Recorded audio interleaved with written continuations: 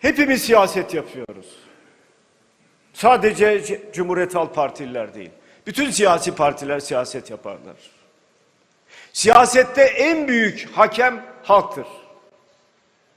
Dolayısıyla siyasal partilerin temel hedefi de ülkeye huzuru, barışı getirmek, ülkenin nasıl kalkınacağına dair yolu, yöntemi halka anlatmaktır. Halk kimi iktidara getirirse başımızın üstünde yeri vardır. Siyaset halka hizmet etme alanıdır. Dolayısıyla bu bağlamda son zamanlarda bazı siyasi kurumlara yapılan saldırıları şiddetle kınamak her siyasi partinin boynunun borcudur. Böyle kabul etmemiz lazım. Her siyasi partiye yapılan saldırıları asla kabul etmiyoruz. İzmir'de yapılan saldırı, bir kadının hayatını kaybetmesi ve bu sabahleyin haberlerde vardı. Hani'de AK Parti'nin ilçe binasına yapılan saldırı, İzmir'de HDP'nin ilçe binasına yapılan saldırı. Bunları kabul etmiyoruz.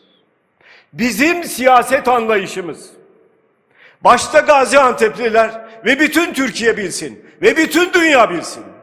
Bizim siyaset anlayışımız fikirlerin yarışmasıdır, hizmetlerin yarışmasıdır. Kin değil, öfke değil, intikam duygusu değil. 6317 şehidin verildiği topraklardayız. Güzel şeyler yapıyoruz. Peki neden Gaziantep'in nüfusu artıyor da bizim milletvekili sayımız artmıyor? Kabahat kimde? Kabahat Anteplilerde mi, bizde mi? Haşa! Anteplilerde böyle bir kabahat yok. Kabahat bizde. Eksiklik varsa bizde. Yanlışlık varsa bizde. Gaziantep'lere sözüm var. Ben sürekli birbirleriyle kavga eden, birilerini yiyen bir örgüt istemiyorum. Kim kavga ederse kapının önüne koyacağım. Kimse kusura bakmasın.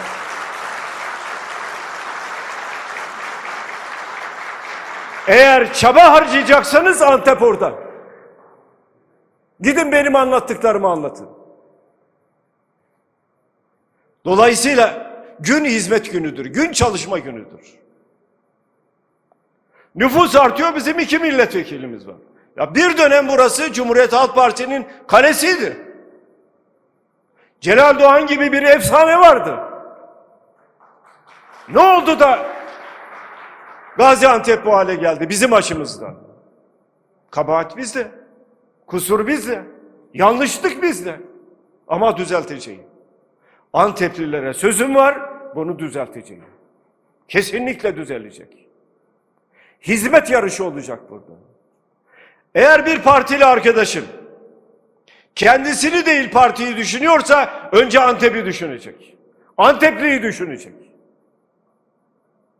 Antep'te bir çocuk yatağa aç giriyorsa ne il başkanı uyuyacak ne ilçe başkanı uyuyacak.